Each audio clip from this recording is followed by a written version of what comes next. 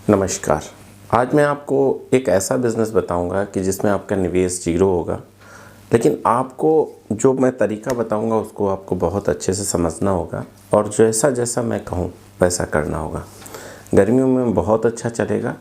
एक चीज़ और बताऊं कि जो मैं प्रोडक्ट आपको इसमें बताऊंगा, अगर आप उसे रिप्लेस कर दोगे किसी दूसरे प्रोडक्ट से तो कभी भी चलेगा। मतलब ऐसा नहीं कि सिर्फ गर्मियों में चलेगा। अगर आपने तरीका पूरा फॉलो किया, जो प्रोडक्ट बता रहा हूँ वो गर्मियों में चलेगा, बाकी अगर आप दूसरा प्रोडक्ट उस जगह पे ले आओगे तो वो किसी भी सीज़न में चलेगा। तो आपको समझना है बहुत ध्यान से कि मैं क्या समझाना चाह रहा हूँ, कैसे आपको ये करना है और क्या क्या इसमें सावधानियाँ बरतनी है, सब कुछ समझाऊँगा।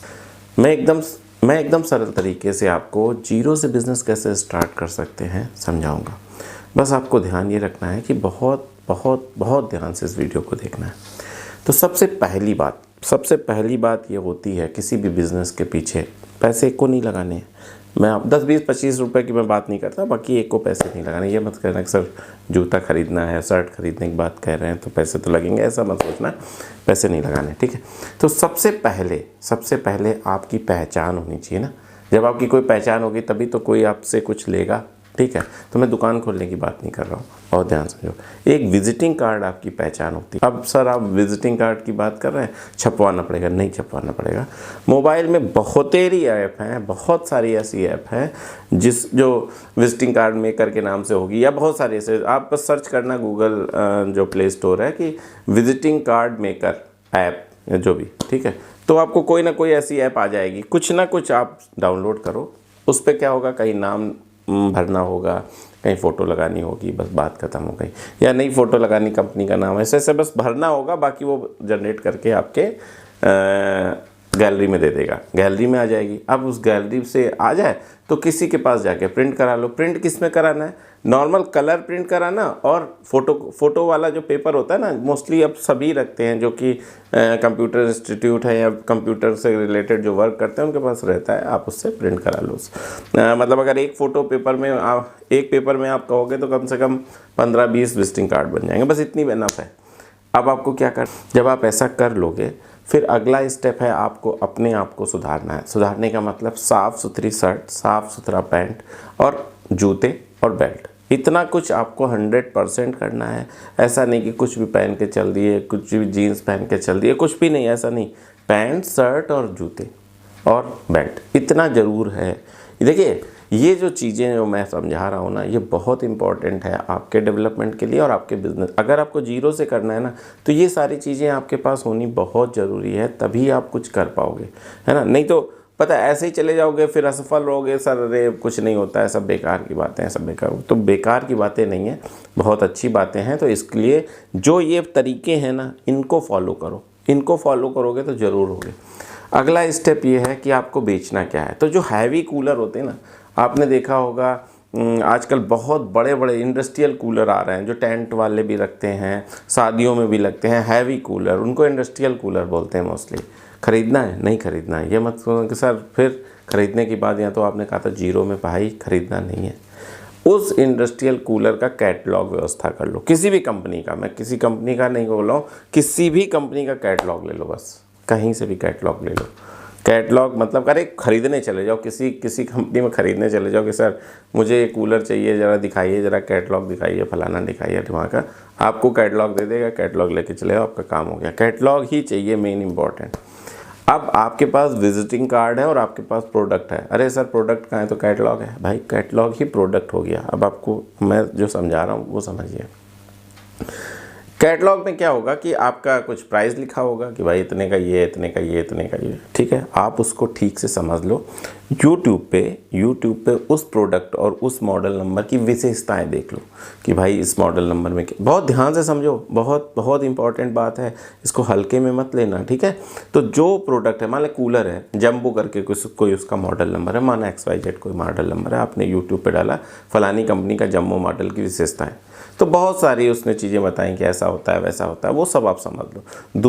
दूसरा जो मॉडल है, तीसरा मॉडल, सारे मॉडल आपने समझ लिए, प्राइस समझ लिया कि भाई इतने इतने का है, ये इतने का, ये इतने, रिटेल प्राइस जो बिकता है, ठीक है।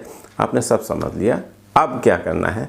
अब आपको अपना विजिटिंग कार्ड लेके आपको कहाँ कहाँ जाना है। जो कंपनियाँ, जितनी भी कंपनियाँ आपके क्षेत्र में हों, कंपनियों का मतलब जो बड़ी बड़ी कंपनियाँ होती हैं, छोटी वेंडर्स होते हैं, कोई भी जस्ट XYZ कोई भी कंपनी आपके क्षेत्र में, आपको उसके पास जाना है। स्कूल्स में जा सकते हो, ठीक है, अस्पताल में जा सकते हो, जितनी भी कंपनियां उसमें जा सकते हो, पेट्रोल पंप्स में जा सकते हो, सारी जगह जा सकते हो, ठीक है। अब माना आप कंपनी में गए तो वहाँ मैं कई बार बता चुका हूँ, फिर बता रहा हूँ, वहाँ एक परचेज़ मैनेजर होता है जो किसी चीज़ को परचेज़ करता है, उसकी एक पोस्ट होती है जिसका नाम परचेज़ मैनेजर होता है। तो आपको हमेशा परचेज़ मैनेजर से बात करनी है, ठीक है। गार्ड से बोलिए परचेज़ मैनेजर से मिलना है, ये फलानी कंपनी से हूँ, ये वाला मेरा कार्ड है और मैं कूलर रखता हूँ, फर्राटा कूलर या जो इंडस्ट्रियल कूलर का सप्लायर हूँ, ठीक है। अभी अगर इस समय आप जाओगे तो ज़रूर आपको एंटरटेन किया जाएगा। क्योंकि पुरानी कंपनियों, जो पुराने कूलर हैं मोस्टली डैमेज हो रहे होंगे, बहुत सारी कंपनियों में हो जाते हैं, तो नए कूलर के लिए वो मतलब हमेशा प्रेरित रहते हैं कि भाई अभी लगना चाहिए, क्योंकि ये समय ऐसा है। 50% तक चांस है कि आपको बुलाया जाए, नहीं बुलाते तो हतोत्साहित मत होना, दूसरी कंपनी, तीसरी कंपनी, चौथे स्कूल, पाँचवें स्कूल, अस्पताल, हर जगह जाना। तो दिन भर में मान लीजिए 2 कंपनियों ने आपको बुलाया, तो भाई ठीक है, दिखाइए। तो आपने वो कैटलॉग दिखाया, जितनी तैयारी आपने की थी, सारी तैयारी के द्वारा उसको बताया कि ऐसा इतना, ऐसा इसकी फैसिलिटीज़ है। जो क्रॉस करेगा वो आपने बता दिया। कोई क्रॉस क्वेश्चन करता है, भाई ऐसा कैसे वैसा कैसे, तो आपने सब बता दिया। अब आपसे कहा, उसने कहा कि ठीक है, माना 10 कंपनियों के यहाँ गए, उनसे बात हुई, तो 2 ने कहा कि ठीक है, आप कब सप्लाई कर दोगे, कितनी देर में सप्लाई कर दोगे, जो भी XYZ। अब आपने कहा कि ठीक है सर, मैं 15 दिन में, 10 दिन में, 5 दिन में, जब भी जैसा भी आपने टाइम दिया मैं सप्लाई कर दूंगा। ये हो गया पहला स्टेप। अब आपको एक जगह से ऑर्डर मिल गया, 10 कूलर का मिला, 12 को। देखिए, जब भी आप ऐसी जगह जाओगे, आप डोमेस्टिक कूलर लेकर नहीं घूम रहे हो, आप इंडस्ट्रियल कूलर लेकर घूम रहे हो, तो जो इंडस्ट्री में जाओगे तो आपको कम से कम 10, 15, 20 कूलर का ऑर्डर मिलता ही है। मतलब इससे कम कोई नहीं लेता, कोई 5 लेता है, कोई 10 लेता है, कोई 15 लेता है, इस टाइप से लेता है। तो आपको माना 5 कूलर का ऑर्डर मिला, फलानी कंपनी का ऑर्डर मिला कि इस कंपनी का 5 कूलर चाहिए। अब आपके पास एक ऑर्डर है, आपके पास एक रेट है। अब आप कहाँ जाओगे? अब आप जाओगे उस कंपनी के डीलर। देखिए, अगर उस दुकान में, कहीं दुकान में बिक रहा है तो उसका कोई डीलर होगा ना, जो उस दुकान को सप्लाई करता, ठीक है। अब दुकानदार ने आपको वो रेट बताया था, तो इसका मतलब दुकानदार कम से कम 3, 4, 5% तो ले ही रहा होगा, तभी उस रेट बता रहा है। तो आपको कहाँ जाना है? डीलर के पास। आप डीलर के पास गए कि हमारे पास फलानी का 5 का ऑर्डर है और मुझे फुलफ़िल करना है, हम एक बिजनेसमैन हैं और ये करते हैं और आपका कूलर सप्लाई करते हैं, अब ये सप्लाई करना है। 2 तरीके से सप्लाई कर सकते हो। एक तरीका ये कि हाँ ठीक है, आप लगा दीजिए, ये आपका पेमेंट जो उसने कहा, ठीक है। अब उसमें क्या होगा कि आपका मार्जिन ज़्यादा होगा, क्योंकि आप वहाँ से ज़्यादा रेट लेके आओ। दूसरा तरीका है कि सर ठीक है, 5% आप मुझे दे दीजिए, आप इस जगह पे अपना सप्लाई कर दीजिए, अपना कोटेशन लगा दीजिए, और अपना कोटेशन का मतलब अपना बिल लगा दीजिए, आप वहाँ सप्लाई कर दीजिए और बात ख़त्म। पैसे आप 5% मुझे दे दीजिए और आप उससे पैसे ले लीजिए, बात ख़त्म हो गई। तो समझ में आई बात? 2 तरीके से काम हो सकता है। एक, जिसमें आपने निवेश किया, यानी आपने डीलर से ख़रीदा और उसको दे दिया। दूसरा, जिसमें आपने कुछ निवेश नहीं किया, आपने उससे बोला डीलर से कि फलानी जगह का ऑर्डर है, मैं देखिए PO लेके आया हूँ। PO मतलब क्या होता है? Purchase order. जब भी कंपनी आपको ऑर्डर देगी, कोई भी कंपनी आपको ऑर्डर देगी, तो आप बहुत ध्यान समझो, कोई भी कंपनी आपको ऑर्डर देगी तो वो एक PO देगी। PO क्या होता है? एक अधिकार पत्र होता है। माना कल कंपनी मुकर गई, आपने तो 5 कूलर खरीद लिए और कंपनी ने बोला भाई नहीं, मुझे नहीं चाहिए, तब आप क्या करोगे? आपके 5 कूलर बेकार हो जाएंगे ना, तो कोई दूसरा नहीं लेगा, कंपनी वापस नहीं लेगी। तो कंपनियों का ये रूल होता है कि वो एक PO ऑर्डर देते हैं, जिसको परचेज ऑर्डर बोलते हैं फुल फॉर्म। तो उसमें क्या होता है? उसके थ्रू कंपनियां बात हो जाती हैं कि भाई 30 दिन में आपको ये का मटेरियल मुझको सप्लाई करना है। माना PO में ये लिखा है, तो 30 दिन तक तो वो आपसे मटेरियल लेंगे ही नहीं लेंगे, वो कानूनी एक वैधता हो जाती है। तो आपका PO है तो आपने दिया। अब उसने क्या किया? उसी बेस पे डीलर ने उसको, कंपनी को वो माल भेज दिया, आपको आपका कमीशन दे दिया, बात खत्म हो गई। दूसरा, आपने उस PO के अगेंस्ट में अपनी कंपनी का बिल लगाया और उससे माल। दोनों तरीके हैं। तो अगर आपके पास GST नहीं है, शुरू में कुछ चीज़ नहीं है, तो और पैसे भी नहीं है, तो आपने ऐसे कर दिया और कमीशन ले लिया। अब वो कंपनी क्या करेगी? जो डीलर क्या करेगा कि आपको समझेगा यार काम तो अच्छा कर रहा है, तो आपको और भी प्रोडक्ट देगा कि ठीक है, जब आप ये दिखा ही रहे हो तो आप ये भी दिखाओ, ये भी दिखाओ, ऐसा भी दिखाओ, मेरे पास इतने सारे रेंज है।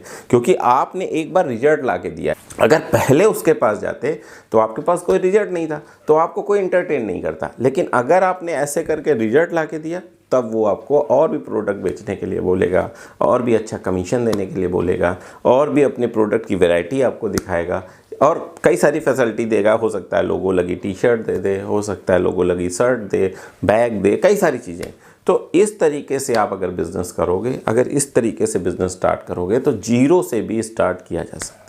तो मेरा उद्देश्य यही रहता है कि जैसे आपके पास पैसे कम हैं, बहुत सारे लोग कमेंट्स करते हैं सर पैसे कम है, फलानी दिक्कत है, ये दिक्कत है, वो दिक्कत है, तो मैं यही सोचता हूँ कि इस तरीके से अगर आप करोगे तो आपकी जो पैसे वाली प्रॉब्लम है ये दूर होगी। और ये छोटा मोटा बिजनेस नहीं है, बहुत बड़े बड़े, जितनी बड़ी कंपनी की बात करें ना, सेल्स रिप्रेजेंटेटिव होते हैं ऐसे ही वर्क करते हैं, वो चाहे जितनी बड़ी कंपनी हो, वर्क का तरीका यही है। तो आप इसको छोटा वर्क मत सोचो, चाहे जो जितनी भी बड़ी कंपनी हो, अगर किसी कंपनी, जैसे मान लीजिए आप जियो में गए, ठीक है, और आपको जियो में बहुत बड़ा काम लेना है, तो भी तरीका यही है, ठीक है।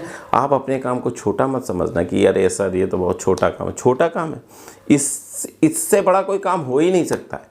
जितनी भी बड़ी कंपनियां हैं अगर वो चल रही हैं तो तरीका यही है, बड़ी से बड़ी कंपनी में आपको अगर ऑर्डर लेना है तो इसी तरीके से जाते हैं, इसी तरीके से बात करते हैं। एक बार आपने बात कर ली, उस कंपनी में परचेज मैनेजर से बात होने लगी, सारी चीज़ें सेट हो गई, तो फिर दूसरी चीज़ें भी सप्लाई कर सकते हो। देखिए, एक बार आपके अच्छे रिलेशन बन जाते हैं, आप एक पीओ को यानी परचेज ऑर्डर को पूरा अच्छे तरीके से फुलफ़िल कर देते हैं, अच्छा क्वालिटी का मटेरियल देते हैं, तो कंपनी तो सोचती है कि चलो ये बंदा जेन्युइन है, दूसरा आइटम लाया, चलो ले लेते हैं। और बातें होने लगी हैं आपसे, परचेज मैनेजर और आपके बीच में कुछ रिलेशन बन गए हैं, बातचीत का रिलेशन बन गया है, फ़ोन नंबर आदान प्रदान हो गए और ऑर्डर मिलने लगेंगे। तो स्टार्टिंग करने के लिए जो आपकी झिझक है उसे छोड़ो।